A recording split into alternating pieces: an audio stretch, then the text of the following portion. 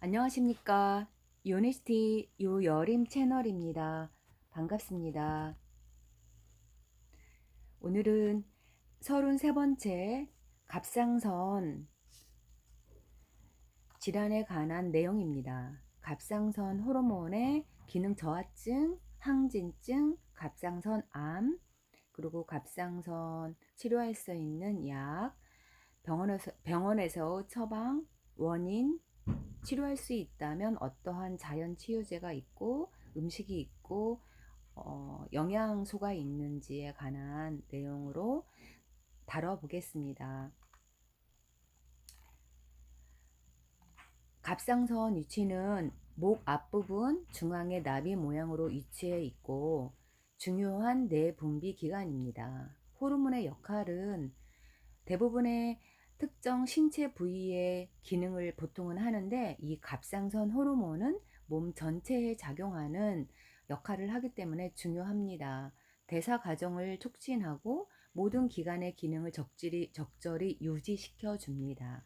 그래서 열을 발생시켜서 체온을 일정하게 유지해주고 태아 및 신생아의 뇌와 뼈의 성장 발육에 도움을 줍니다. 갑상선 기능에 문제가 생긴다는 것은 호르몬의 분비가 많아지거나 부족해지는 현상입니다. 갑상선 분비가 많으면 갑상선 기능 항진증, 갑상선 분비가 부족하면 갑상선 기능 저하증이라고 합니다. 갑상선 기능 저하증이 항진증보다 훨씬 10배 정도 많습니다. 갑상선 기능 저하증은 초기 단계에서 대부분 잘 모르고 지나갑니다. 그냥 나이가 들어서 피곤하고 몸이 붓고 살이 찐다고 생각하는 경우가 많습니다. 갑상선 기능 항진증도 중년 이후에 전형적인 증상과 다른 형태를 보이기 때문에 간혹 오진이 되는 경우가 있습니다.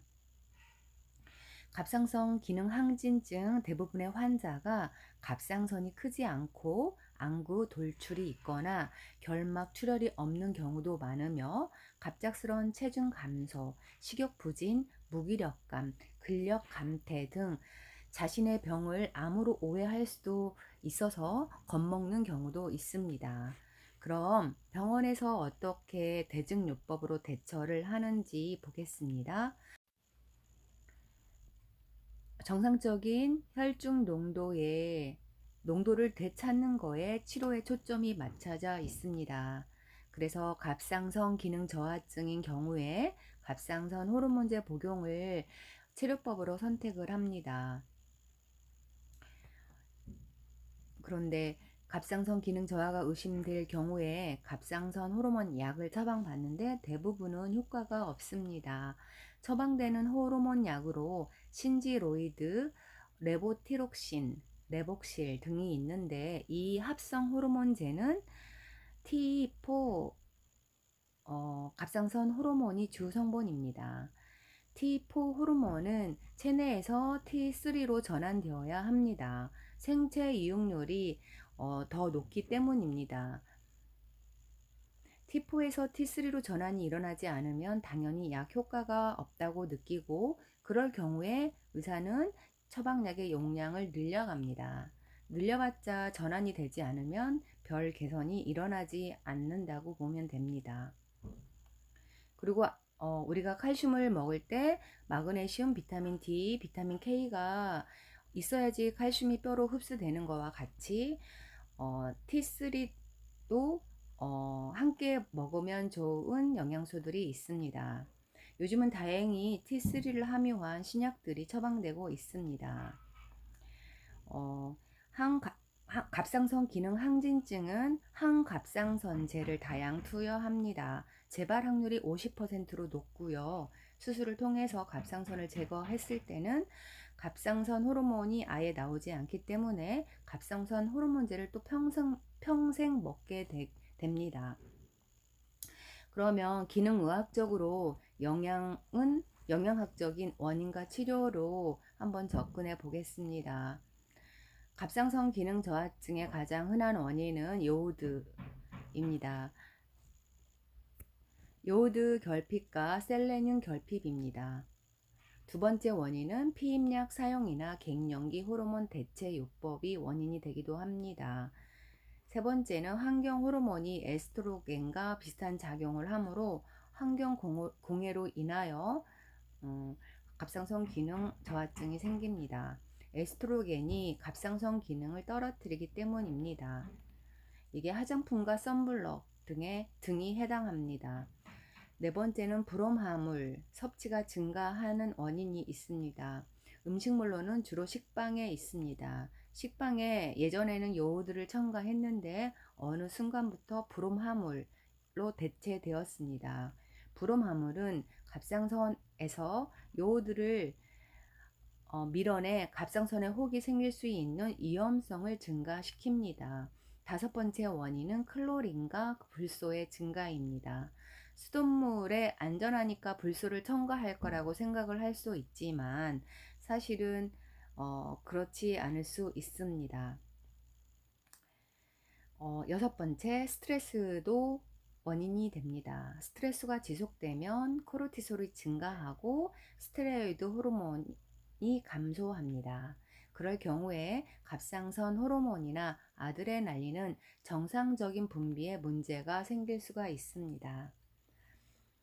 갑상선 기능을 개선하는 영양소들이 있습니다.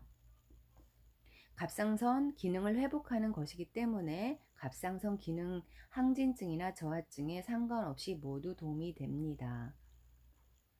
갑상선 호르몬제를 복용하는 환자들에게도 도움이 되니 함께 복용하면 좋습니다.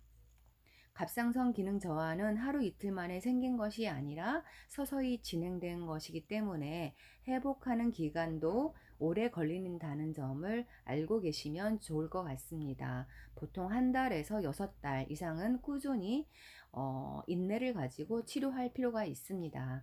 그러면 말했듯이 영양소가 필요한데 어떠한 영양소들이 필요한지 알아보겠습니다.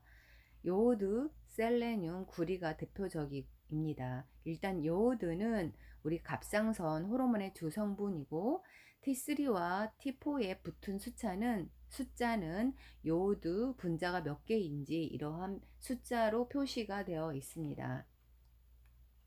갑상선 기능이 정상으로 돌아오려면 요오드가 결핍이 되어서는 안 됩니다.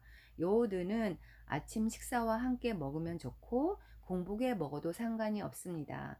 갑상선 호르몬제를 복용 중이라면 약을 먹고 나서 30분 후에 요오드를 복용하면 됩니다.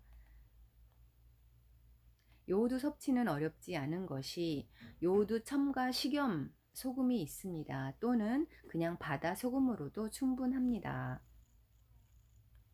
두 번째 영양소 셀레늄이 있습니다. 셀레늄과 구리는 서로 균형을 지켜줍니다. 셀레늄이 많으면 구리가 줄어들고 구리가 늘어나면 셀레늄이 줄어듭니다. 함께 먹는 것이 좋습니다. 셀레늄과 갑상선을 문제를 해결하는 요오드는 서로 친구입니다. 간에서 T4에서 T3로 바꾸는 역할을 해줍니다. 세 번째 구리, 영양소가 필요합니다. 대사에 중요하고 호르몬 생산과 분비에 중요한 역할을 합니다. 너무 많은 양을 섭취할 필요는 없고 미량 필수 미네랄입니다. 그리고 비타민 B군 영양제가 필요합니다. 비타민 B2는 갑상선 기능 저하 및 시력 저하에 도움이 되고 비타민 6는 갑상선 호르몬의 생산 및 분비를 조절합니다. 요오드 활용에 직접적인 영향을 미치는 역할을 합니다. 그리고 비타민 B6는 마그네슘, 셀레늄, 아연 흡수를 돕습니다. 비타민 B군은 서로 상호작용을 많이 하기 때문에 비복합제를 드시는 것을 권합니다. 비타민 B군은 기능의학에서는 약방의 감초 같은 역할을 하는 존재이고 환자 입장에서 생사를 가르는 문제가 될 수도 있습니다. 그리고 아미노산 중에서 타이로신, 티록신이 갑상선 호르몬 합성에 꼭 필요한 영양소입니다. 티로신 섭취는 빈속에 복용하여서 결핍을 피하는 것이 좋습니다. 간 기능이 온전하지 않으면 갑상선 약을 먹어도 소용이 없고 T4에서 T3로 전환이 일어나지 않습니다. 그래서 간 기능 저하가 있는 분이나 콜레스테롤 저하제, 당뇨병 약 등을 복용하는 경우에는 간 기능이 먼저 잘 회복되고 있는지를 판단해야 합니다. 간 기능 개선에 셀레늄, 밀크시슬, 레시틴 등이 필요합니다. 또 지방간이 있으면 또 지방간을 해결해 주어야 합니다. 그리고 몰약이라고 하는 에센셜 오일 몰약은 목 갑상선 위치에 발라주면 도움이 됩니다. 목에 바를 경우 갑상선까지 도달하여 갑상선 기능을 올리거나 내리면서 몸에 필요한 그런 갑상선 호르몬의 균형을 맞추어 줍니다. 우리가 음식으로서 피해야 할 음식들이 있는데 탄산음료, 설탕, 밀가루, 백미, 빵, 떡, 국수, 튀긴 음식, 과자, 가공식품 등은 다 끊어야 합니다. 그리고 커피, 방부제, 제초제, 살충제가 들어있는 농산물, 글루텐, 알코올 등은 피해야 될 음식들입니다. 그리고 나의 신체 구조가 일자목이거나 거북목일 경우에는 그러한 자세를 먼저 해결해 주어야 합니다. 그리고 갑상선암은 조금 늦게 진단해도 완치율이 높고 천천히 진행되는 암이기 때문에 조기 진단이 꼭 필요한 그러한 암은 아닙니다. 그리고 제가 알고 있는 자연 치유제 제품을 추천할 수 있는 제품으로 포뮬라 제품, 프로스테이트 TLC, 엔지겐 B 플러스 비타민, 니보 에센셜, 엔주비네이트, 코어 헬스팩, 이뮤니젠 등을 추천하고 선별하여 드시면 도움이 되겠습니다. 이상 들어주셔서 감사합니다. 건승하세요.